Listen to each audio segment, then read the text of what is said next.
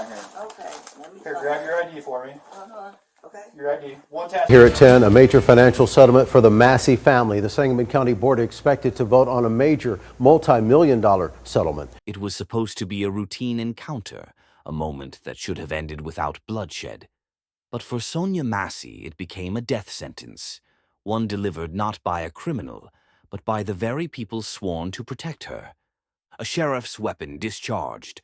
A woman lost her life. But this wasn't just an accident. Sonya was holding nothing more than a kettle of water when the officer pulled the trigger. If there were no body cam footage, there would be no solid evidence, just a story that could have been rewritten, a truth that could have been buried, or at most, a voluntary manslaughter charge. What really happened in those final moments? Was it fear, recklessness, or something far worse? And if there were no cameras, no public outcry, would this officer have walked away without consequence? Just another case of power left unchecked? This is the story of Sonya Massey, and fair warning, it's not for the faint of heart. If you're looking for something light and cheerful, this isn't it. In fact, if emotional turbulence isn't your thing, now might be a good time to hit the back button. But if you're here for the truth, no matter how dark, then buckle up. Sonya's death was brutal. So must be her justice. Until the system proves her life mattered, until accountability is served, there can be no peace. A warm welcome to Shocking Facts True Crime. Here we unravel details behind every true crime stories. We value your support.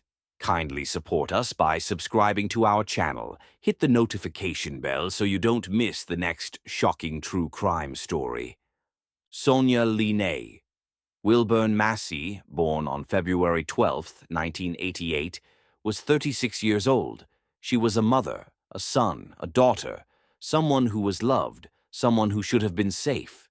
She suffered from a mental illness called paranoid schizophrenia. Donna Massey was her mother. Donna Massey gripped the phone tightly as she spoke to the 911 dispatcher, her voice shaking with worry. Her daughter, Sonya, was in distress, erratic, unpredictable. Donna had done what the counselors advised. When things reached this point, she was supposed to call the police. But now, with the reality of that choice settling in, fear tightened in her chest. "I don't want you guys to hurt her. Please," she pleaded. It was the morning of July 5th, and Donna was facing the same impossible decision that so many parents of neurodivergent or mentally ill children have had to make.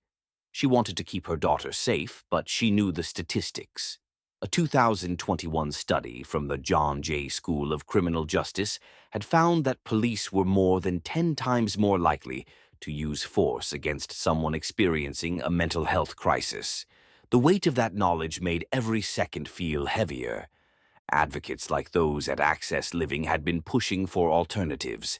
Better tools, better training, better responses that didn't leave families trapped between silence and the risk of tragedy.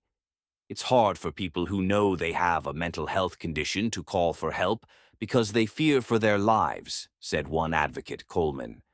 Family members also fear for their loved ones' lives, so this is not an easy topic at all because people do die. Now that we know a little about Sonya, let's get to know Officer Grayson. Since 2003, the Illinois Law Enforcement Training and Standards Board had offered a state-certified course in crisis intervention. It was a 40-hour program designed to teach officers how to handle encounters with people suffering from mental illness or developmental disabilities, how to de-escalate, how to use less than lethal tactics, how to recognize when someone needed help, not force. More than 8,125 officers from 560 agencies had taken the course. Sean Patrick Grayson was one of them. From March 20th to 24th, 2023, he sat through the training. He listened to lectures, participated in exercises, checked all the right boxes. He passed. He was certified. He was supposed to know better. and just 16 months later he fired 3 bullets into her face after threatening to do it. Talmbout, a talk-and-do sheriff.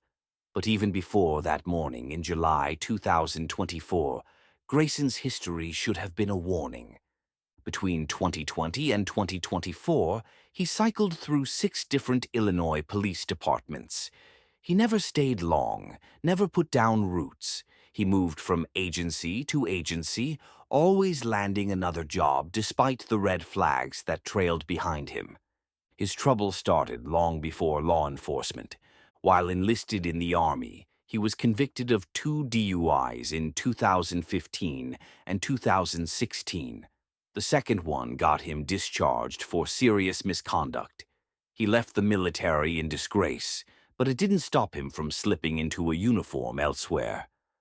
By 2021, as a deputy, he falsely arrested a man named Kyle Adkins, claiming a warrant existed when it didn't, fabricating evidence that wasn't there. Nothing happened to him. In 2022, working for the Logan County Sheriff's Office, he led a reckless, high-speed chase, ignoring direct orders to terminate the pursuit. He turned off his lights and siren, hitting speeds of 110 miles per hour. He didn't stop until he slammed into a deer. His superiors held a meeting, discussed firing him, and ultimately did nothing. No report, no discipline, just another near miss. Then, in March 2023, came the crisis intervention training. 40 hours spent learning how to deal with people in crisis, how to recognize when someone was unstable, how to avoid using lethal force unless absolutely necessary. He was certified by the state. He was trusted to know what to do. And on the morning of the 6th of July, 2024, Donna Massey's worst fears came true.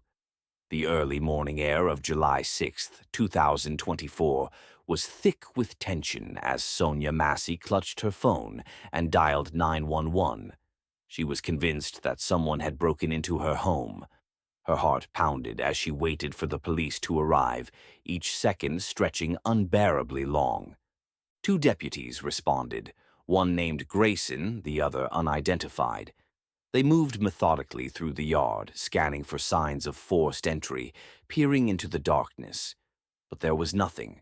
No intruder, no disturbance, nothing but silence. After a few minutes, they approached the front door. Grayson knocked several times. No answer. He knocked again, louder this time. 3 minutes passed. Then finally, the door creaked open, and there stood Massey, her phone still in her hand. The conversation began calmly. Massey listened as the deputies told her they had found nothing. She nodded, processing the information while still holding her phone.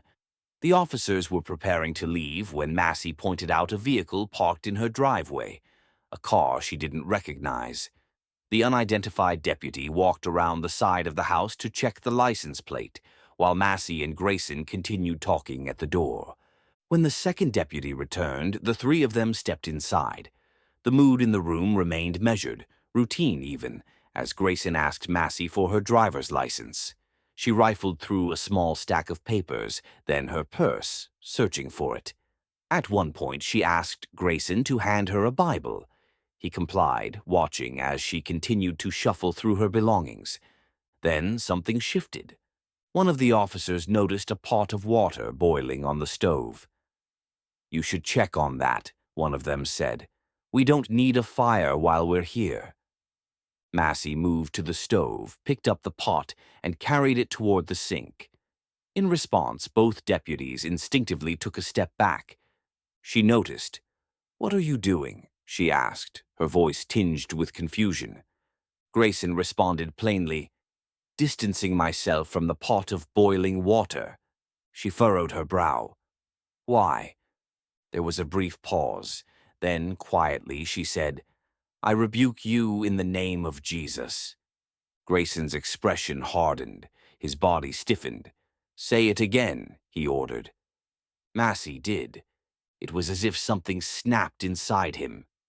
"You better not," he spat, yanking his gun from its holster. I swear to God I'll fucking shoot you right in your fucking face. The second deputy followed suit, drawing his weapon. Massey's breath hitched, her posture softened, panic creeping into her face. She realized how quickly things had escalated. She tried to take it back. "Okay, I'm sorry," she whispered, and then she dropped, vanishing behind the kitchen counter, making herself small, trying to defuse the moment before it turned deadly.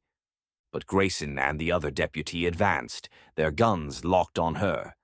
The next few seconds unraveled in a whirlwind of shouting, the tension electrifying the air.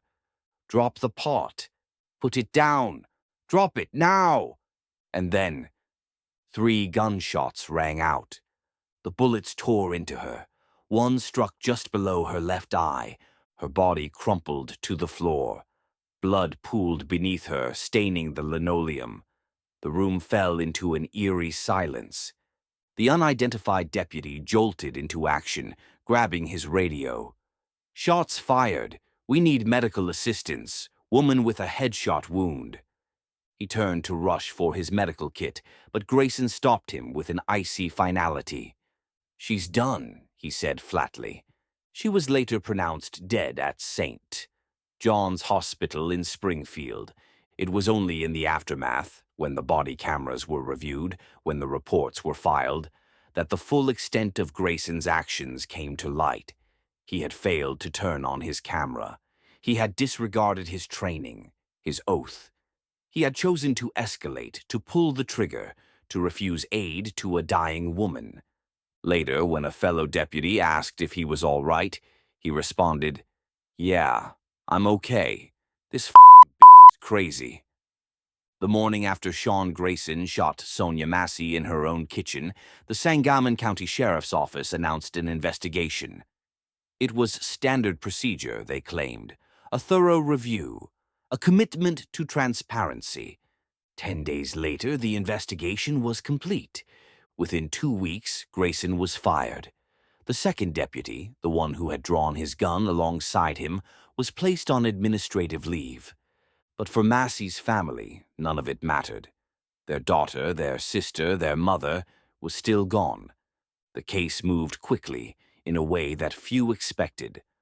On July 17th, 2024, a grand jury indicted Grayson on 5 counts, 3 of first-degree murder, 1 of aggravated battery with a firearm, and 1 of official misconduct.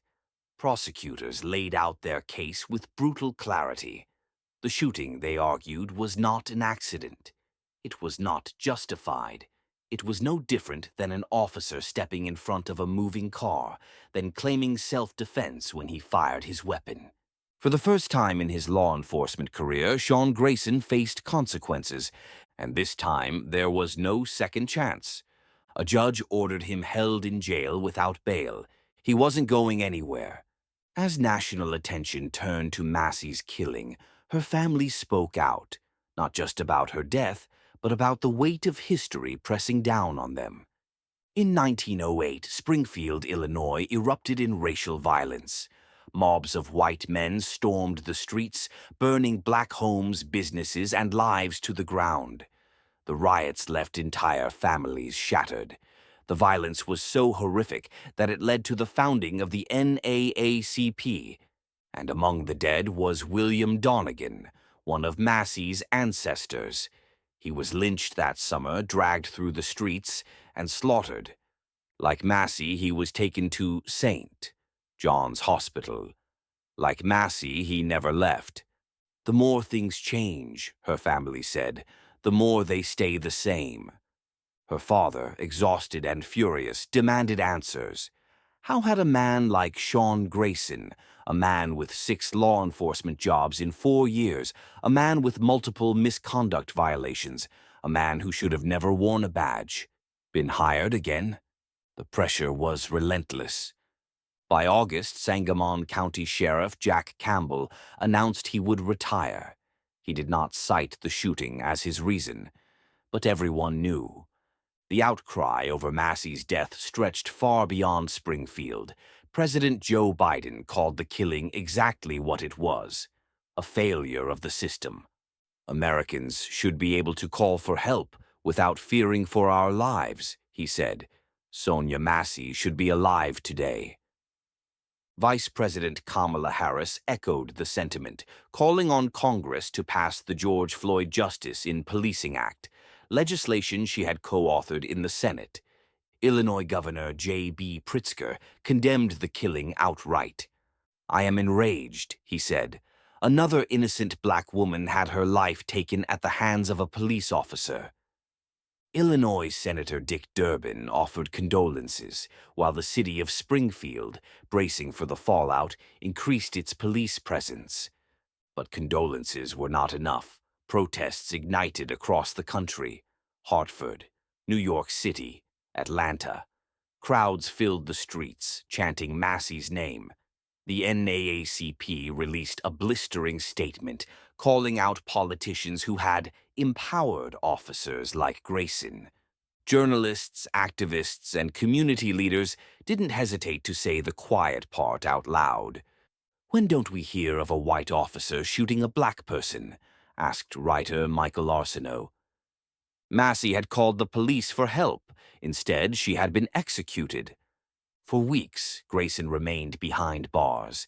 It was a stunning shift from the norm, a former deputy held without bail, awaiting trial for murder. But the system has its ways. On a Wednesday morning, the 4th District Appellate Court made its ruling. The unanimous decision reversed the lower court's order, declaring that the prosecutors had failed to prove Grayson was too dangerous to be released. And just like that, he was free. His lawyer painted a familiar picture. Grayson was no threat, they claimed. He wasn't a flight risk. He had turned himself in when the warrant was issued. He had cancer. It was the same argument used so many times before: remind the public that he too was suffering, that he was a human being who had made a mistake, that the system shouldn't be too harsh on him. But where was that mercy for Sonya Massey? She was a mother, a daughter, a woman who had called for help and ended up dead on her kitchen floor. Where was her second chance? Sonya Massey's presence will never fade from the hearts of those who loved her. Though her life was unjustly taken, her memory remains a guiding force, a reminder of both the joy she brought to those around her and the deep injustice that ended her life too soon. Her family, friends, and supporters refused to let her name be forgotten, vowing to seek the justice she deserves.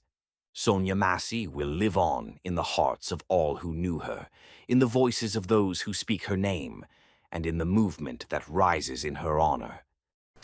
Developing tonight, the family of Sonya Massey, who was shot and killed by a downstate Illinois sheriff's deputy, has reached a settlement, a $10 million one, with Sangamon County.